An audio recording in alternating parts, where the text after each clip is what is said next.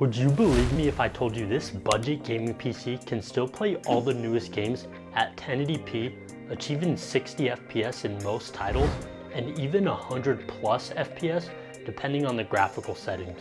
This gaming device cost me $369.04, and you can replicate this exact build, give or take $50, depending on how patient you are with finding deals. Yes, you're going to have to do some deal hunting to build a budget gaming PC under $500. To make this build possible, we're going with an older platform that still gets the job done. That platform is known as the AM4 platform, aka the GOATY budget platform. AM4 is very affordable to get into.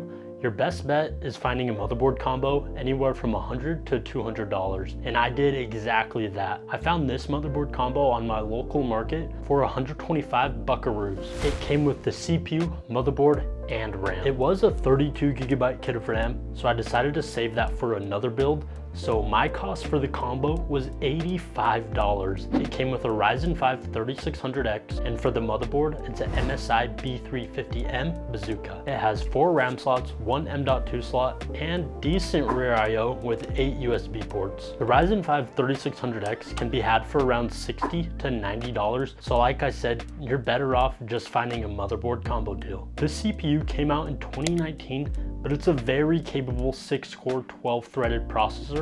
It's also a perfect pairing for our memory. It's a 2x8GB kit of Corsair Vengeance sticks clocked at 3200 MHz with the CL timing of 16. Best way to describe the CL timing, it's basically the amount of time it takes for your RAM to execute a task. The lower the number, the better, so keep that in mind when you're shopping around. And also make sure you enable XMP in the BIOS to ensure your RAM is running at the speed that you paid for. Now for storage, I went with the 1TB M.2 SSD. It's a Team Group MP33, and it's a great option if you're on a budget. Yes, this is only a Gen 3 drive, but it's still rocking some decent read and write speeds, and it's way faster than your traditional hard drive or SATA SSD. The motherboard I went with doesn't even support anything higher than Gen 3, so buying a newer Gen 4 drive would be a waste of your hard-earned money. If you did want to save a little bit of extra money on this build, you can opt for a smaller 500GB SSD or even just a traditional SATA SSD. But storage is so cheap now, so I do recommend the 1TB if you have the money for it. I'll have some options linked down below, as well as all the parts for this build. Now for the graphics card. I went with the GTX 1660 Super, which is running with 6GB of video memory. Everyone is going crazy about high amounts of VRAM, and don't get me wrong, it is nice. But if you're trying to build a budget gaming PC under $500, or even cheaper, then I recommend at least 6GB of VRAM and no lower than 4GB. The 1660 Super I went with is an OEM model from an HP pre-built, but it runs great and it's pretty compact. I scored mine for $80 on Facebook Marketplace. Now for the case, which is basically a Lee & 011 mini clone, but it comes in at a fraction of the price, and it can be bought for right around $70. This is the DIY PC Q3 ARGB. It comes in your traditional white and black colorway, but also a pink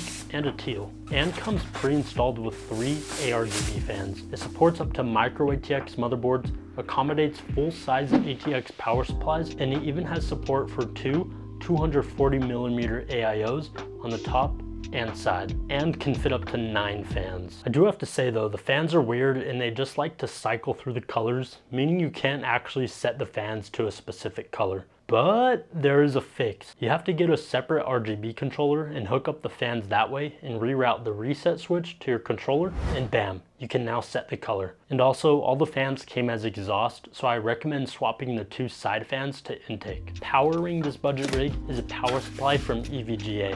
I picked it up on their V-Stock deals. It's a 550 watt W1, which is 80 plus white, but I only paid $22.49. Power supplies have recently gone up in price, so as you're shopping around, try to find the best deal obviously, but also at least get a 500 watt and 80 plus bronze, and buy from a reputable brand. You can buy a used power supply, but make sure you have a power supply tester to ensure it's at least outputting the correct voltages and it's safe. Last but not least, to tie the whole build together, just some $20 cable extensions from Amazon. I use the Clovertail cable extensions. They come with cable combs and the quality is pretty nice. Ed from TechSource recommends ABN01 cable extensions. They look really nice and have some color options to choose from. Oh, I almost forgot. To cool our little CPU, I'm using a tower cooler. It's the ID Cooling SE214 XT ARGB. This cooler is so good for $20. I highly recommend this one. Now that you know what parts make up this budget gaming PC, let's take a look at the performance.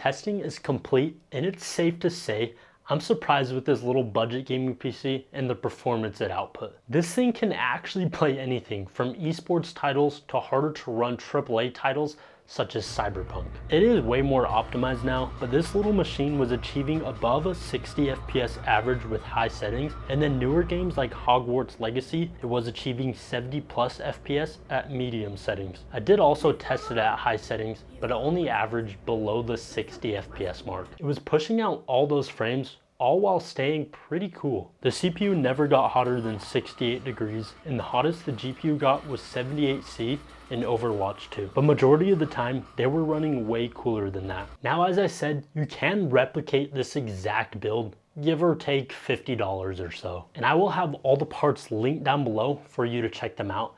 But if you want to just have this PC, then I'm also selling it on my website. By the time this video comes out though, it may or may not be available.